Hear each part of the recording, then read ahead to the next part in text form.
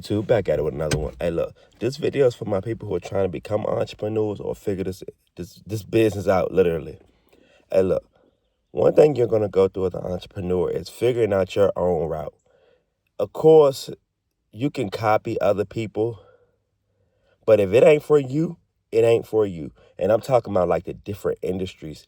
Let's just say you were trying to do something you've never done before. You're hearing it all, Shopify. Something like that, a digital store. You've never done that before. Now you're trying to figure it out. You're going to waste some money in the process.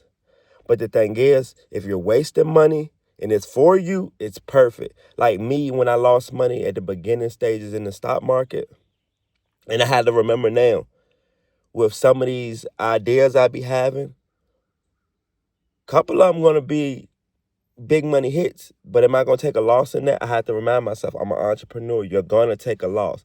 Do I know which one is the loser? No. But guess what? I'm willing to sit here and keep taking these risks to make more money. That's all we're doing. It's a mental game at the end of the day. It's the long games. If you can't play the long games, you won't make it as an entrepreneur. I'm telling you that now. That's why you see most people with their businesses fail in the 5-year rate. And I'm at year 6 and I'm understanding, hold on. Dang, to stay focused basically for the rest of my life. And I like the game, and I'm like, hold on. Being an entrepreneur is basically playing GTA to me. You're playing a video game trying to level up every day. That's all it is. If you're not trying to level up every day, I wouldn't try to be an entrepreneur. I'm telling you now. Because you're going to have new people come in this industry and new ideas, and they're going to surpass you, and you've been in this game for a while. Guess what? You got people that's been in the game for a while who are finally, that seed that they planted is finally about, you see those trees literally in the background, are going to finally grow. You know this big truck coming by me. The trucking business, bro, especially when I got the box truck and I started to see, it always feel like once you're doing something, somebody's copying you, but everybody's doing the same thing. It's who, now I'm seeing the separation is like, the separation alone can be just buying the box truck. But the failure rate is going to be high now.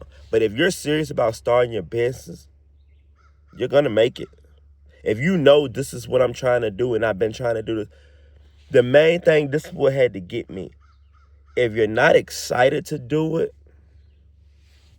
like when I speak on vending machines and stuff, and especially when I first got started, what? You couldn't tell me nothing. Now that this is year 6, I'm just looking like, look how the game changed. You got AI vending machines now. You got Pokemon vending machines now. And that's the entrepreneur spirit. I'm like, oh, Pokemon's one of the highest selling. We're in trading cards.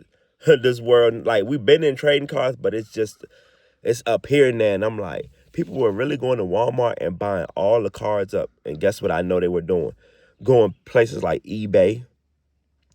They do it anyway and resell it higher. And I'm like, it's not a bad hustle, because if you can't go to Walmart and buy them, because I bought them all, the supply and demand, and I'm like, oh man, this all these guys been doing. As the resale game is a little trippy for me, but I'm just like, if you're gonna, far as my resale game is flipping cars, do I have to have a car lot to flip cars? No. That's how some people get too far ahead of themselves in this business. Like, you'll start buying everything you don't need or could. Like yesterday, I thought about hiring somebody. I'll speak on this one, especially being an entrepreneur. Somebody to help me. I'm not going to say what to help me with. And I swear to you, I knew in the back of my mind, I graded myself at doing it. I'm a C-. That's not a bad grade. But I knew I could do better. I'm like, why would I pay him and I can get better at this skill? And this skill can make me, man, 30 grand a year. Just the skill. And the passive income is going to come. And I'm like, hold on. That's the hold up what people will. Like for my cleaning business, commercial business, I'm about to start hiring. I will speed y'all up on that. I'm going to start hiring for that because I'm always have more business coming from my cleaners. It's just for sure. But I'm just like, hold on. The things I thought I was going to hire for, don't need you for that. Don't need you for that. But to grow my business and get way more customers and to where my main goal for to finish this rest of the year is higher.